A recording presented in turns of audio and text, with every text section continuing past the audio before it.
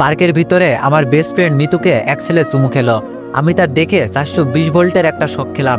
আমি পিছন থেকে গিয়ে মিতুর চুলের মুঠি ধরে ঠাস করে দুইটা চড় মেরে দিলাম। ওকে মারা দেখে ছেলেটি ভয়ে লাফ মেরে উঠে এক দৌড় মেরে পালিয়ে গেল। মিতু আমার সাথে মারামারি করতে শুরু করে দিল। তবে ওর চুলের মুঠি আমার হাতের মধ্যে থাকায় ওকে চড় মারতে আমার একটু সুবিধাই হলো। মিতু শুধু ওর বড় বড় আঙুল দিয়ে আমাকে খামচে গেল। মারামারি শেষ। মিতু বলল, তুই কোন সাহসে আমার গায়ে হাত তুললি, এতিমের বাচ্চা? আমি বললাম, বেস্ট ফ্রেন্ডের অধিকারে। মিতু বলল, নিকুচি করেছে তোর ফ্রেন্ডশিপের। দাঁড়া, আমি এখনই আমার ভাইকে ফোন করে সব বলছি। আমার গায়ে হাত তুলিস, তোকে আমি জেলের ভাত খাইয়ে ছাড়বো। আমি বললাম, যে এতিম তার আবার কিসের জেলের ভয়? বাইরে থাকলে তো 2 মুঠো খাবারের জন্য কত কষ্ট করতে হয়, তার থেকে জেলে গেলেই ভালো হবে, অন্তত খাবারটা পাওয়া যাবে। মিতু বলল, তুই আমার গায়ে হাত তুললি কেন? আমি বললাম, ওপর সাথে না মিশতে আমি তোকে এর আগেও অনেকবার নিষেধ করেছিলাম, কিন্তু তুই আমার কথা শুনিস নাই। ওর সাথে মিশে পার্কে বসে চুমাচুমি করছিস। মিতু বলল, আমার বিএফের সাথে চুমাচুমি করব না কি করব সেটা আমার পার্সোনাল ব্যাপার। আমি বললাম, ও তোকে নয়, তোর দেহকে ভালোবাসে, তোর বাবার টাকা পয়সাকে ভালোবাসে, অনেক মেয়ের সাথেই ওর সম্পর্ক আছে। মিতু আমার গালে চড় মেরে বলল, ওর নামে আর একটা বাজে কথাও বলবি না। তোর মতো 10টা ছেলে ওর বাসার চাকর, এতিমের বাচ্চা, তোকে আমি মাথায় তুলে ফেলেছি, তাই আজ তোর এত বড় সাহস হয়েছে আমাকে মারার, নির্লজ্জ বেহায়া কোথাকার। আমি বললাম, যত ইচ্ছে গালি দে, আর শোন, আমি তোকে শুধু বেস্ট ফ্রেন্ড না, ভালোবাসি। মিতু আমার গালে আবারও চড় মেরে দিয়ে বলল, এই নে তোর ভালোবাসার উপহার। আমি গালে হাত দিয়ে দাঁড়িয়ে থাকলাম। মিতু আবারও আমার চড় মেরে চলে গেল। আমি জানি মিতু আমার উপর রাগ করে এইসব বলেছে। ও কখনো ওর ভাইকে ফোন করে এইসব বলবে না, কেননা এর আগেও অনেকবার ওর সাথে আমার মারামারি হয়েছে। আর ওর ভাই সব জেনেও আমাকে কিছু বলবে না, কেননা ওর ভাইয়ের জীবন বাঁচাতে গিয়েই আমার আপু আজ হাসপাতালে কোমায় পড়ে আছেন। চলুন তাহলে আপনাদের সবকিছু খুলে বলা যাক। মিতু যে আমাকে এতিম বলল, আসলে আমি এতিম নয়। এই শহরে একজন নামকরা ধনীর ছেলে আমি, কিন্তু আজ আমার আব্বু থেকেও নেই। আমি যখন পেটে ছিলাম আর আমার আপুর বয়স যখন 5 বছর, তখন আমার আব্বু আমার আম্মুকে তালাক দিয়ে এক ধনী মেয়েকে বিয়ে করে নেন। এরপর একদিন আম্মু আমাকে জন্ম দিয়েই চলে যান না ফেরার দেশে। আমাকে কোলে করে নিয়েই আমার আপু মানুষের দ্বারে দ্বারে ভিক্ষা করে বেরিয়েছে। আমার বয়স যখন 5 বছর, তখন আমার আপু মানুষের বাসায় কাজ করে এনে আমাকে খাইয়েছেন। এভাবেই আপুর কাছে আমার মা বাবার আদরে বড় হতে থাকি। আমি যখন 9-এ উঠলাম, তখন আমার আপু মানুষের বাসায় কাজ করা ছেড়ে দিয়ে গার্মেন্টসে চাকরি নিল, কেননা আমার আপু ছিল অনেক সুন্দরী। বাসায় কাজ করতে গেলে অনেকে খারাপ নজর দিত। একদিন আমি এসএসসি পরীক্ষায় A+ পেয়ে আমি খুশিতে বাড়ি ফিরে দেখলাম আপু বাসায় ফিরে নাই। আপুর কাছে শুধু একটা ভাঙা বাটন ফোন রয়েছে। আমি পাশের বাসায় গিয়ে একটা ফোন চেয়ে আপুকে ফোন দিতেই এক ছেলে মানুষ ফোন ধরে হ্যালো বলল। আমি বললাম, আপনি কে? আমার আপুকে ফোন দিন। ছেলেটি বলল, তোমার আপু হাসপাতালে, তুমি এই হাসপাতালে চলে আসো। আমি গিয়ে দেখলাম আপু বেডে শুয়ে আছেন। ওর পুরো মাথায় চুলগুলো কেটে ফেলা, সাদা কাপড়ে ব্যান্ডেজ করা। আমি বললাম, আমার আপুর কি হয়েছে? মিতুর ভাই বলল, আমাকে সন্ত্রাসীর হাত থেকে বাঁচাতে গিয়ে তোমার আপু গুলি খেয়েছে। আমি মিতুর ভাইকে গিয়ে বলতে লাগলাম, আপনার জন্য আমার আপুর এমন হয়েছে, আমার আপুর কিছু হলে আপনাকে ছাড়বো না, আপু ছাড়া আমার আর কেউ নেই। মিতুর ভাই এসে আমাকে বুকের সাথে জড়িয়ে ধরে বলল, কে বলেছে তোমার কেউ নেই? আমি আছি, তোমার আপুর ভালো হতে যত টাকা লাগবে সব টাকা আমি দিয়ে চিকিৎসা করাবো। আমার জীবন বাঁচাতে গিয়ে তোমার আপু নিজের জীবন উৎসর্গ করতে দ্বিধাবোধ করেনি, আর আমি এগুলো করতে না পারলে আমাকে আল্লাহ কোনোদিনও ক্ষমা করবে না। ডাক্তার এসে একটা রিপোর্ট দেখে জানালেন উনি কোমায় চলে গেছেন। ভালো হওয়ার সম্ভাবনা নেই বললেই চলে, মাত্র 1%। আমি আপুকে জড়িয়ে ধরে কান্না শুরু করলাম। আপু কিছুই বলছে না। দেখলাম শুধু ওর চোখের কোণা দিয়ে 2 ফোঁটা জল বেরিয়ে আসলো। সেই থেকে মিতুর ভাই আমার আপুকে দেখার জন্য একজন নার্স রেখেছে এবং সমস্ত চিকিৎসার দায়িত্ব উনিই নিয়েছেন। আমি অনেকক্ষণ পার্কে বসে থেকে বাড়ি যাওয়ার জন্য বের হয়ে রাস্তায় যেতেই কিছু পুলিশ এসে আমাকে অ্যারেস্ট করলো। সরি আবির, আমার কিছুই করার নেই, উপর থেকে অর্ডার তোমাকে অ্যারেস্ট করার। মিতুর ভাই বলল, এবার আমার বোন আমাকে নয়, ডাইরেক্ট থানায় এসআইয়ের নিকটে নারী নির্যাতনের কমপ্লেন করেছে। আমাকে ক্ষমা করে দিও, আমি নিরুপায়, তবে তোমার জন্য আমি সাজাটা কমিয়ে দেওয়ার ব্যবস্থা করতে পারি। আমি সব বুঝতে পেরে আমার 2 হাত সামনে বাড়িয়ে দিলাম। মিতুর ভাই আমাকে হ্যান্ডকাপ না পরিয়ে বলল, তার দরকার নেই, তুমি এমনিতেই চলো। আমি জিপে বসে ভাবছি, কতদিন মিতু আমাকে চড় মেরেছে বিনা দোষে বিনা কারণে। কই, আমি তো কারো কাছে কমপ্লেন করে নাই, আর আজও আমার বিরুদ্ধে কমপ্লেন করে আমাকে পুলিশে ধরিয়ে দিল। আমাকে জেলের ভিতর ঢুকিয়ে দিয়ে মিতুর ভাই বলল, তোমার যখন যা দরকার হবে আমাকে বলো, আমি সব ব্যবস্থা করে দিব, আর তোমার নিম্ন শ্রেণী 1 মাস জেল খাটতেই হবে। আমি কিছু না বলে মিতুর ভাইকে বললাম, আপনি শুধু আমার আপুকে দেখে রাখবেন প্লিজ, আর আমার তো সামনে এইচএসসি পরীক্ষা, জেলের ভিতরেই যদি আমার পড়াশোনার ব্যবস্থা করে দিতেন। মিতুর ভাই বলল, আচ্ছা সব করে দিব। বলেই মিতুর ভাই ওনার চেয়ারে গিয়ে বসলো। আমার জেলে থাকতে কোনো সমস্যা হলো না। প্রতিদিন ক্যালেন্ডারে তারিখ গুনতাম, কবে 1 মাস হবে জেল থেকে বেরিয়ে আপুকে দেখব। এভাবে 1টি মাস পার হয়ে গেল। আমাকে জেল হতে মিতুর ভাই ছেড়ে দিয়ে বললেন, এই টাকাগুলো রাখো, এখানে 50,000 টাকা আছে। আমি টাকাগুলো নিতে না চাইলেও জোর করেই আমাকে দিয়ে দিল। আর কতদিন মানুষের লাতিগুতো খেয়ে বেঁচে থাকবে, এবার জীবনে কিছু করো। আমি বললাম, অবশ্যই কিছু করব, তবে আমার পরীক্ষাটা আগে হয়ে যাক। বের হয়ে আসছি আর ভাবছি, টাকাগুলো যদিও ব্যবসা করার জন্য সামান্য, তবুও আমার মতো এতিমের কাছে এই টাকাগুলো অনেক। এই টাকাগুলো দিয়ে আমি আমার ভাগ্যটা লিখব। আপু সুস্থ হলে ভালো একটা ঘরে ওর বিয়ে দিব, আর আমার বেইমান বাবাকে সব বুঝিয়ে দিব। কিছুদিন পর আমার এইচএসসি পরীক্ষা শুরু হয়ে গেল। আমার আর মিতুর সিট পাশাপাশি পড়েছে। আমি চুপ করে মাথা নিচু করে বসে রইলাম।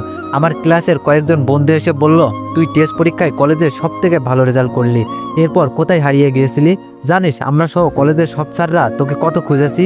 সব স্যারেরা ধরে আছেন তুই কলেজের মুখটা উজ্জ্বল করবি, আর তুই কিনা এতদিন পর পরীক্ষা হলে এসে হাজির হয়েছিস। কি হলো, কিছু বলছিস না যে? আমি বললাম, আমি এতদিন জেলে ছিলাম, 5 দিন হলো ছাড়া পেয়েছি। আমার কথা শুনে সবাই যেন আকাশ থেকে পড়লো। এতদিন জেলে ছিলি মানে? এসব কি বলছিস, মজা নিচ্ছিস নাকি? আমি বললাম, না সত্যি বলছি, আমি এতদিন জেলে ছিলাম। কিন্তু জেলে কেন, কিসের জন্য, আমার ভাগ্যের লিখন, একদিন তোদেরকে সব বলবো। স্যার খাতা হাতে রুমে প্রবেশ করলেন, যে যার জায়গায় গিয়ে বসলো।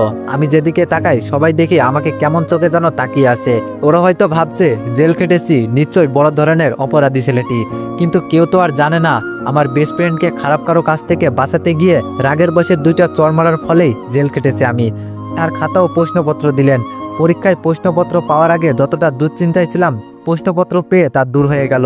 শুরু করে দিলাম লেখা। সবার আগে আমি উঠে দাঁড়িয়ে গিয়ে, স্যার অতিরিক্ত পেজ লাগবে বলতে স্যার সহ পুরো রুমে ছাত্রছাত্রী আমার দিকে তাকালো। এত তাড়াতাড়ি অতিরিক্ত পেজ নিব শুনে এক স্যার এসে আমার খাতাটা উল্টে পাল্টে দেখলো। আমি ভাবছি স্যার এমন করছে কেন। পুরো খাতা দেখলেন, পরে আমাকে খাতা দিলেন। এই অতিরিক্ত পেজ নেওয়ার পর থেকে আমার যত সমস্যার সৃষ্টি হয়ে গেল। স্যার তো নকল করছি ভেবে পাশে এসে পুরো 5 মিনিট দাঁড়িয়ে থেকে লেখা দেখলেন, আবার হঠাৎ ঘাড়ে হাত রাখলেন। আমি তো ভয় পেয়ে গিয়ে স্যারের দিকে তাকাতেই উনি বললেন, গুড, ক্যারি অন। স্যার চলে গেলেন। তারপরই পরপরই 3বার পেছন থেকে কেউ কলমের নিব দিয়ে পিঠে খোঁচা মারল। আমি হালকা ঘাড় ঘুরিয়ে তাকাতেই মিতু বলল, 2-এর ক নম্বর প্রশ্নের উত্তরটা কি হবে এতিমের বাচ্চা? ঘাড় ঘুরিয়ে নিয়ে আবার লিখতে শুরু করলাম। একটু পর ও আবার আমাকে খোঁচা মারল, 5-এর ক্ষয়ের উত্তরটা কি হবে বলা যাবে এতিমের বাচ্চা? এভাবে প্রায় প্রতিটা পরীক্ষায় মিতু আমাকে ডিস্টার্ব করতো। আমি শুধু একটা কথাই ও উত্তর দিতাম, এতিমের বাচ্চা। শেষ পরীক্ষার দিনে সব বন্ধুরা এসে বলল, চল সবাই আজকে পরীক্ষা শেষে ঘুরতে যাব।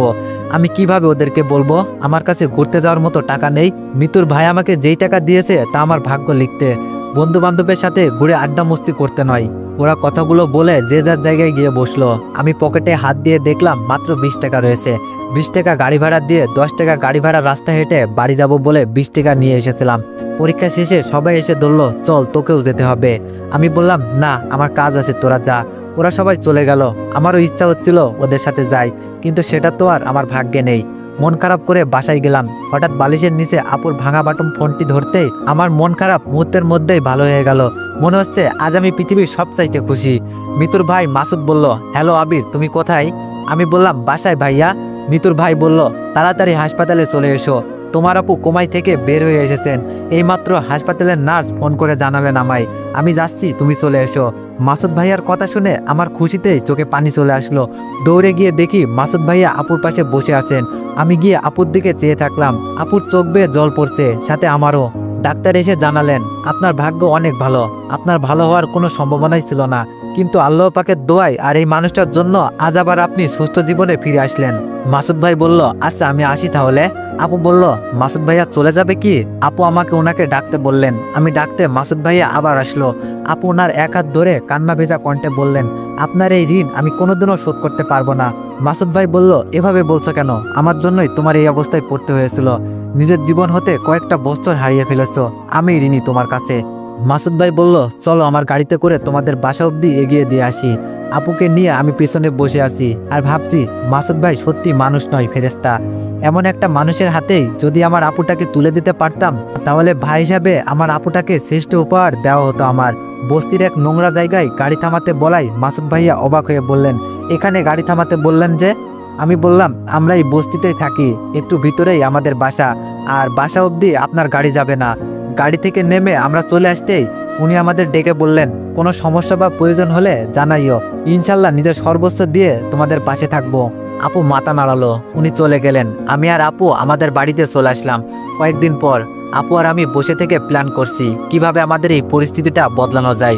আপু বলল, আমরা আগে যেখানে থাকতাম ওখানে বাড়ি ভিটেটা বিক্রি করে দিই, যা হবে আর তোর কাছে যা আছে তা দিয়ে আমরা টাকাগুলো কাজে লাগিয়ে দিই ভাই।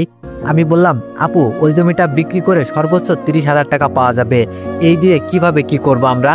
আপু বলল, ভাই আমরা ওই 30,000 টাকা আর তোর কাছে 50,000 দিয়ে আমরা একদিন ভাগ্যটা এমনভাবে লিখবো যা হয়তো কেউ কখনো স্বপ্নই ভাবতে পারবে না। আমি বললাম, কি করব আমরা?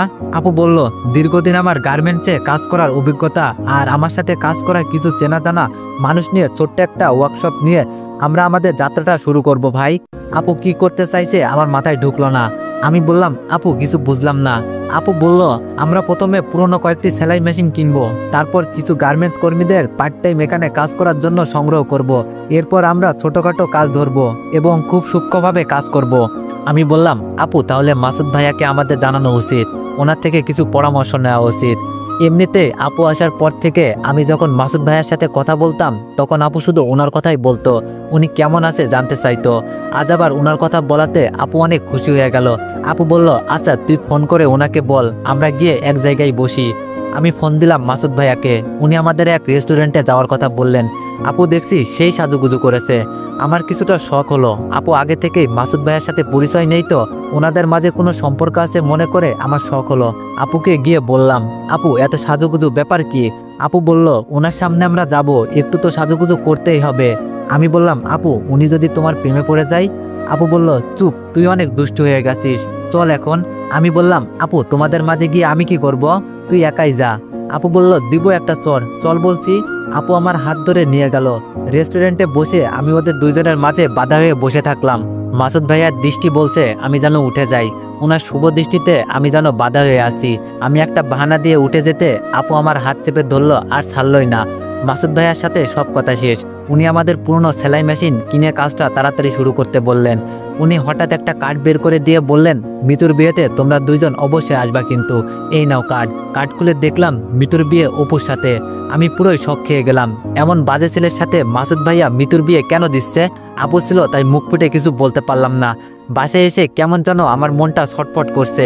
একসময় যখন এতিম বলে কেউ আমার সাথে মিশতো না তখন মিতুই আমার সাথে মিশেছে, বন্ধুত্বের হাতটা বাড়িয়ে দিয়েছে।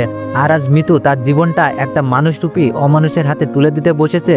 ওর বেস্ট ফ্রেন্ড হিসাবে আমার কি কিছুই করার নেই? অবশ্যই আছে, ওর চোখ থেকে অন্ধকারের পটিটা তুলে ফেলতে হবে। যে করি হোক এই বিয়েটা ভাঙতেই হবে। মাসুদ ভাইয়াকে ফোন দিলাম, উনি ফোন ধরলেন না। আমি ওনার থানায় গিয়ে সব বলে দিলাম এবং সত্যি কিনা তার প্রমাণ দিয়ে অপুর সাথে সম্পর্ক করা সব মেয়েদের সাথে ওনার কথা বলিয়ে দিলাম। বাসায় চলে আসছি আর ভাবছি, তুই আমার বেস্টু আর এমন লুচ্চারে বিয়া করবি তা তো হবে না। দিছি ঠিক মতো বোম লাগাইয়া, এখন কেমন ফাটে তা দেখার বিষয়। বাসায় গেলাম একটু পর, আপু বলল তোর ফোন। আমি বললাম, কে আপু?